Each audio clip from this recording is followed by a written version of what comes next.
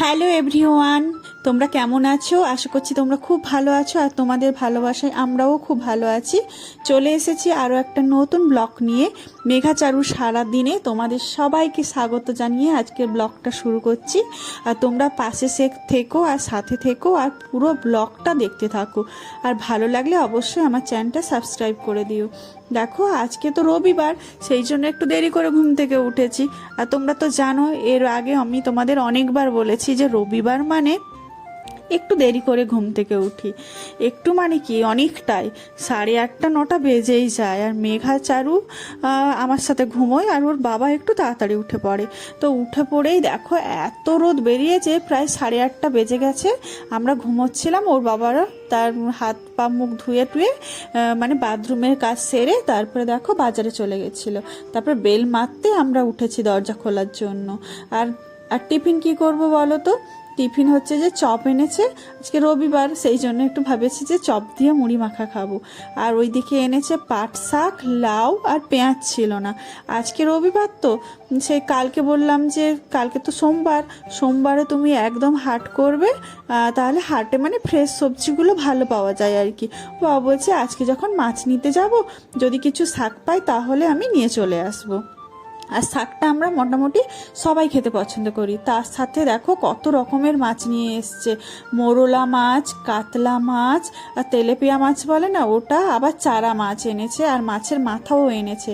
আর মেঘাচারু তোমাদের আগে বলেছি, আর মাছের মাথা দিয়ে যে ডাল হয় না, আলু দিয়ে ছোট ছোট কেটে, ওটা খেতে খুব পছন্দ করে। আজকে পুরো মাছটা রান্না করব না, আর মোরলাটা আজকে অল্প একটু ভাজা খাবো, আর বাকিটা রেখে দেবো, ওটা কালকে টক করব। আর তেলাপিয়া মাছ আর মেঘাদের জন্য কাতলা মাছ। মেঘাদেরকে তেলাপিয়া মাছ দিই না, আর তেলাপিয়া মাছটা আমরা খুব খাই না, অনেক কম খাই, খেতে নেই বলে, সেই জন্য মাঝে মাঝে মানে বছরে হয়তো 2বার এরকম খাই, সেরকম ধরনের খাই না। আর অনেকেই দেখি খায়, আমি জানি না কেন। আগে তো খেতাম, তখন তো জানতাম না, এখন বলছি যে খেতে নেই। তো দেখো ওইদিকে সব কাজটা সেরে, খাওয়া দাওয়ারও সেরে, আর মেঘাচারুদেরকে পড়তে বসিয়ে দিয়েছি। ওদেরকে বলেছিলাম যে তোরা ঘরে পড়তে বস, বলছে না মা, তুমি যেখানে শাক টাক সবজি কাটছো ওখানেই পড়তে বসবো। একের পর এক দুজনে দেখো পরপর আমার সাথেই চলে এসছে। আর লাউটা দেখো, লাউটা কাটতে এতটাই সময় লেগেছে না, অনেক সময় লেগেছে। আর লাউ আজকেই টাটকা এনেছে, আর অনেকটা বীজ ছিল। বীজগুলো না মুখে রান্নার সময়, যদি খাওয়ার সময় বীজগুলো মুখে পড়ে না, আর ভালো লাগে না খেতে।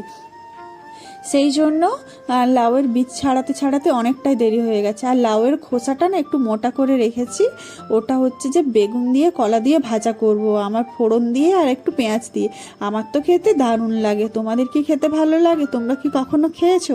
আর আমার শাশুড়ি মায়ের কাছ থেকেই কিন্তু এই রান্নাটা শিখেছি। আর কারণ ওটা বিচা কলা দিয়ে অনেকে করে, আর এখানে তো বীরভূমে তো আমাদের এখানে কচুজোড়ে বিচা কলাটা খুব একটা পাওয়া যায় না, কিন্তু কাঁচা কলাটা পাওয়া যায়। কাঁচকলা দিয়েই ওটা আমি রান্না করি। দেখতে দেখতে এদিকে দেখো মেঘার বাবা আজকে রবিবার বাড়িতে ছিল, সেই জন্য একটু রান্নাটাও বসিয়ে দিয়েছিল, মাছটা ভাজা করতে বসিয়ে দিয়েছে। আর দেখো তোমাদের যেটা বলা হয়নি, মাছের তেলও কিন্তু এনেছিল। মাছের তেল খেতেও কিন্তু আমাদের বাড়ি সবাই পছন্দ করে, আর এখানে না খুব একটা নেয় না, কেউ খায় না। আর যেই মাছটা কেনে সেই মাছটা থেকে যদি বেরোয় অল্প, তবেই নিয়ে আসে, না হলে নিয়ে আসে না।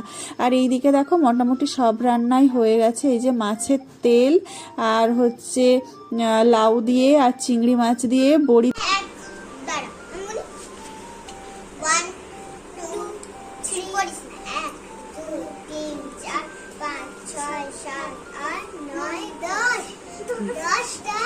দশটা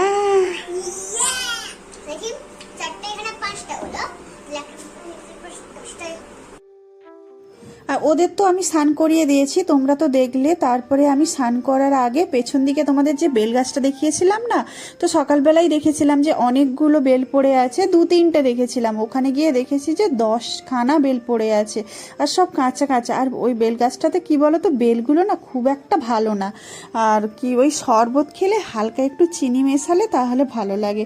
তো তবুও গাছের জিনিস, সেই জন্য কটা গুঁড়িয়ে এনেছি। আর এবারে সাইজগুলো একটু বড় হয়েছে, কম হয়েছে। এবারে তো কটা হয়েছে মনে হয়, বলেছিলাম না 10-15টা হয়েছে, 10-15টা নয়, একদিনেই তো আমি 10টা গুড়িয়ে পেয়েছি, তার মানে 20-25টা হয়তো হবে, আরও কিছু গাছে আছে। আর গাছটা দেখেছো তো, একদম পাতা ছিল না, আর নরম পাতা ছিল তখন দেখিয়েছিলাম, এখন দেখছি যে একদম পাতা ভরে গেছে। আর দেখি বেলগুলো কিছুদিন পরে খেতে হবে, একদম কাঁচা সবুজ সবুজ। আর কি সুন্দর আমার ঘরে রেখেছি না, ঘরে এত সুন্দর গন্ধ করছি, মানে গন্ধ মানে মোমো করছে পুরো ঘরটা। আর দেখো এসে স্নান করে নিয়েছি, স্নান টান করে পুজো টুজো দেওয়ার পরে তারপরে একটু এই যে আমি কি ক্রিম কিনেছি, এইগুলো তো আমি কোনো দিনও ইউজ করি না, এখন দেখছি যে খুব ব্রণ হচ্ছে মুখে। আর আমার মুখের স্কিনটা না খুব বাজে, অয়েলি কিছুটা আবার কিছুটা একটু খসখসে, মানে কম্বিনেশন স্কিন যেটা বলে ওইটা। তোমরা যদি কিছু জানো তো আমাকে কমেন্ট করে বক্সে কমেন্ট করে জানাবে তো, যে আমাদের এই কি স্কিনের জন্য কি কি লাগে, ফেস ওয়াশ থেকে শুরু করে মেকআপের যা জিনিস লাগে একটু কমেন্ট করে বলো না গো, তাহলে আমার খুব ভালো হয়। কিন্তু ওই দেখি তো এইটা ওটা সেটা নিতে হবে, ওটা বুঝতে পারি না যে ওটা আমার আবার শ্যুট করবে কি করবে না, বুঝতে পারি না। আবার দোকানে গিয়ে নামও বলতে পারি না ঠিকঠাক। আর তোমাদের আগের ভিডিওতে বলেছিলাম যে আমার ফোনটা খুব একটা খারাপ হয়ে গেছে, সাউন্ড আসছে না। তারপরের দিন জানো তো আমি না নিজেই কি ঠিক করে, যে আমি নিজেই ঠিক করে ফেলেছিলাম, যে আবার পরের দিন দেখছি যে না ভালোই তো সাউন্ড আসছে। ফোন করলে বারবার ওর বাবার ফোন থেকে আমার ফোনে ফোন করছি, মাঝে মাঝে সাউন্ড আসছে, মাঝে মাঝে আসছে না, এরকম ঠিক করতে করতে দেখছি যে আমি যে নিজেই ঠিক করে ফেলেছি, আমি নিজেই মিস্ত্রি হয়ে গেছি।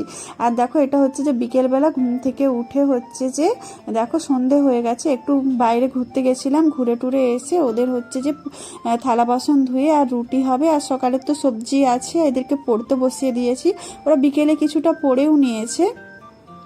আজকে এইটুকুই ভিডিও করেছি, তোমাদের কেমন লেগেছে অবশ্যই কমেন্ট করে জানাবে। দেখা হবে আমাদের পরবর্তী